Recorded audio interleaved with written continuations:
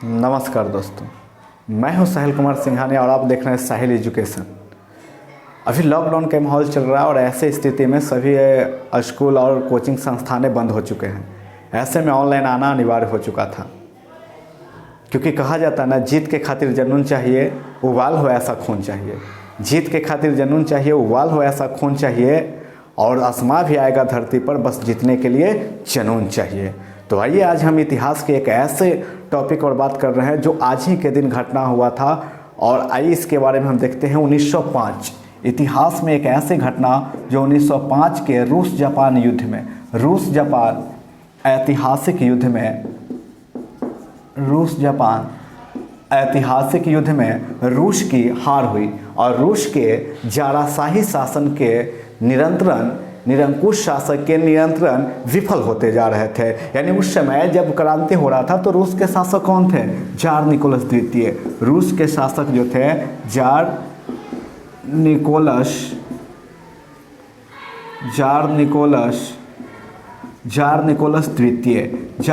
द्वितीय। और इनके जब सेना विफल हो रहे थे, हर मोर्चे पर विफल हो रहे थे, तो ये चाहते थे कि रूस के जनता के से हम क्या कर ले, छुपा ले। लेकिन ऐसा छुपाना इनको है जो विफल हो गया। और जब बचे खुचे सेना जब युद्ध से फटे हाल में वापस लौटने लगे, इनके सेना जब वापस लौटने लगे, तो यहाँ के जनता के आगे छुपाना है जो असंभव हो गया, मुश्किल हो गया। और जनता जब देखा तो कहा कि अरे ये क्या, इतने बड़े देश की राजा, अगर क्षेत्रफल की दृष्टि से मान लेना तो रूस है जो क्षेत्रफल के दृष्टि से रूस जो है पहला स्थान पर है। रूस पहला स्थान पर है। और अगर अपने इंडिया की बात कर ले, भारत की बात कर ले, तो भारत जो है आपका 7वां स्थान पर है। भारत 7वां स्थान पर है। और इतने बड़े एक रूस होने के बाद भी एशिया के एक छोटे से देश जापान से युद्ध में हार जाना, ये बहुत ही शर्मनाक बात हुई। जब जनता की यह बात पता चला तो जनता का कर ये हम महान जिसे समझते थे, जिस राजा को है जब महान समझते थे, ये तो कुछ महान है ही नहीं। महानता का भ्रमण जो है टूट गया। एकदम लगा कि अरे ये तो मेरे राजा जो है नकारा है, बेकार है, बिल्कुल जो है कोई काम का नहीं है।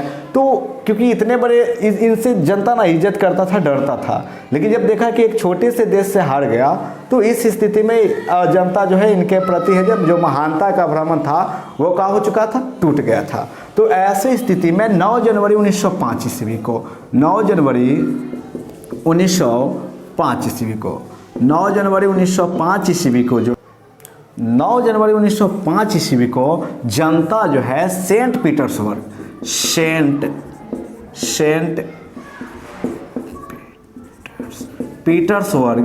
स्थित जो महल था, सेंट पीटर्सबर्ग जो स्थित है, जो राजा का जो महल बनाया गया था, जो महल था राजा का, महल जो था, इसी को बाद में नाम चेंज करके कर दिया गया था पेट्रोग्राड।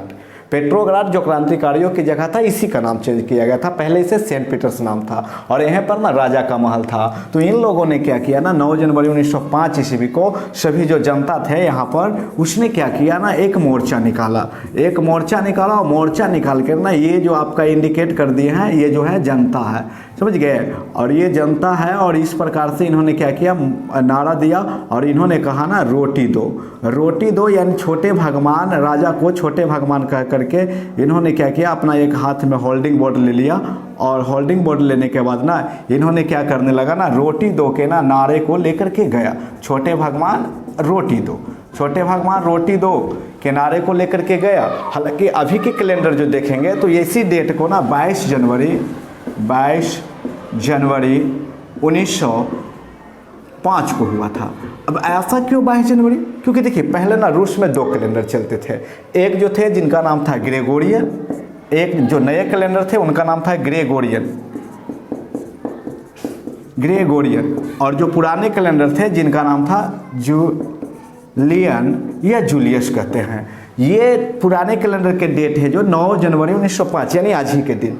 और जो पुराने कैलेंडर है वो आपका 22 जनवरी जो नए कैलेंडर है वो 22 जनवरी 1905। तो अभी का जो डेट मान है ये ग्रेगोरियन कैलेंडर वाला ही अभी डेट चलता है। जो 1918 ईस्वी में रूस में भी लागू हुआ था। इसीलिए रूस को हर इवेंट को 2 डेटों में देखा जाता है। जैसे आप नवंबर की क्रांति को देखते हैं तो अक्टूबर की में हुआ था, लेकिन नवंबर में हम देखते हैं क्योंकि वो डेट ना 13 दिन का आगे पीछे चलता है। 25 अक्टूबर को जो क्रांति हुआ था उसी को 7 नवंबर को देखते हैं। इसी प्रकार से अगर 9 जनवरी का जो पुराने कैलेंडर में हुआ था उसे 13 दिन आगे कर दिया तो 22 जनवरी का हो जाएगा। अब यहाँ पर जनता जो है रोटी दो के नारे को लेकर के गया से राजा के पास, लेकिन राजा के सेना ने क्या किया, राजा के सेना ने जो है गोलियां तो नहीं दी, लेकिन जो है राजा के जो सेना थे इन्होंने, राजा की सेना ने, आप को चित्र बना करके समझा रहे ताकि ज़्यादा से ज़्यादा लोगों को समझ में आए। ये जो राजा का सेना है, ये जो राजा का सेना है, इन्होंने क्या किया ना कि इनको तो गोलियां तो नहीं दी परंतु उनके ऊपर ना गोलियां चला दी। रोटी तो नहीं दी परंतु इनके ऊपर क्या कर दी, गोलियां चला दी। ये जो राजा का सेना है, राजा का जो सेना है, ये इनको कहा कि चलो हमारे पास रोटियां तो नहीं है, गोलियां चला दी। और उस दिन ना रविवार था, उस दिन रविवार था, इसलिए इस घटना को ना हम लोग किस नाम से जाने जाते हैं, तो खूनी रविवार के नाम से जानते हैं। यानी कि इसे लाल एतवार भी कहते हैं, या लाल संडे भी कहते हैं, या रेड संडे के नाम से भी ये जाना जाता है। इसीलिए इस घटना को हम लोग खूनी रविवार के नाम से क्या करते हैं, जानते हैं, खूनी रविवार के नाम से जानते हैं। तो अब यहाँ पर देखिए यहाँ हुआ क्या, एक तो रूस जापान से हार गई और ये अपने ही जनता पर गोली चलवा दी। अब जनता के मन में और विरोध हो गया। तो ये घटना आज ही के हुआ था। तो आप पूरा वीडियो देखने के लिए धन्यवाद। ऐसे ही इंटरेस्टेड वीडियो देखने के लिए मेरे चैनल को लाइक और सब्सक्राइब करें, और जिस टॉपिक पर आपको चाहिए वीडियो बनाने के लिए उस पर कमेंट लिखें। हम हर एक आपके कमेंट पढ़ते हैं और हर एक कमेंट के अनुसार आपका वीडियो है जो प्रोवाइड करवाएंगे। आपका अगर सपोर्ट रहा तो आगे है जो है ना। थैंक्स, धन्यवाद।